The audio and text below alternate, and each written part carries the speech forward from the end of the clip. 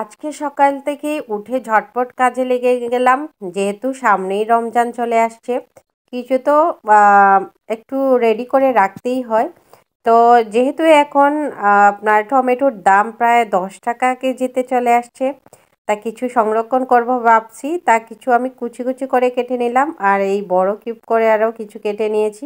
এটা আমি বক্সের মধ্যে একটু ফ্রোজেন করে রেখে দেব।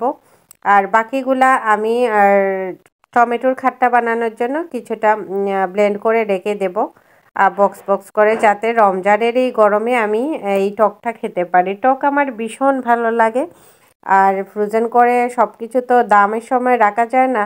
তো যখন দামটা একটু কমেছে ভাবলাম টুকটাক রেডি করে দেই। আজকে সকাল থেকে ভীষণ কাজ, কি বলবো, আপনাদের সাথে টুকটুক করে শেয়ার করছি। করে নেব প্রথমেই, পরে একটা ঘুটনির সাহায্যে আমি এগুলা ব্লেন্ড করে নেব, নিয়ে তারপরে ঠান্ডা করে বক্সে রেখে দেব। প্রায় 4-5 মাস আমার এই টমেটোতে চলে যাবে।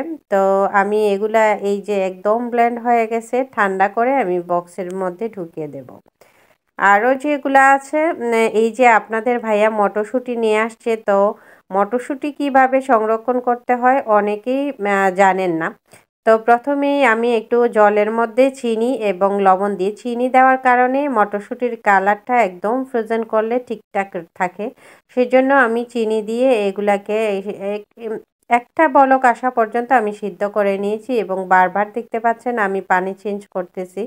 কারণ এটা যতক্ষণ ভিতর থেকে ঠান্ডা না হবে ততক্ষণ পর্যন্ত আমি পানি দিয়ে এক এক করে 3-4 বার ধুয়ে নেব। আর এখন আমি টেবিলের মধ্যে চলে আসছি। এই যে মটরশুঁটিগুলোকে আমি শুকানোর জন্য একটা সুতি কাপড়ে বিছিয়ে দিলাম, আর উপরে ফ্যানটা চালিয়ে নিয়েছি। তো এই যে দেখুন, একদম পানি নেই, ঝরঝরা হয়ে গেছে। পানি থাকলে ফ্রোজেন করলে সেগুলো নষ্ট হয়ে যায়, তা অনেকেই জানেন না। তো বলে দিলাম। এবার আমি প্যাকেট প্যাকেট করে আমার পরিমাণ মতো যতটুকু রান্না করব, যেহেতু রমজানে একবারই রান্না হয়, সে তো আমি অল্প অল্প করে কয়টা প্যাকেটের মধ্যে আমি ঢুকিয়ে রেখে দিচ্ছি। এটা আসলে আমিও জানতাম না, অনেক দিন ধরে আসলে মটরশুঁটি খাওয়া হয়নি। তো তো আমি এটা কিভাবে ফ্রোজেন করতে হয় সেটা জানতাম না। তো এখন যখন জেনে নিয়েছি তখন আপনাদের সঙ্গে শেয়ার করলাম।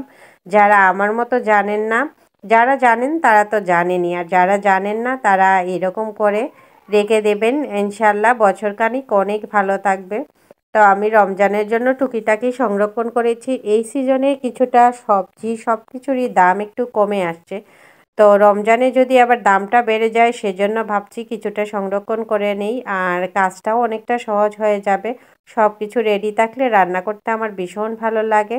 তো সবাই ভালো থাকেন, সুস্থ থাকেন। আজ এই পর্যন্ত। আল্লাহ হাফিজ।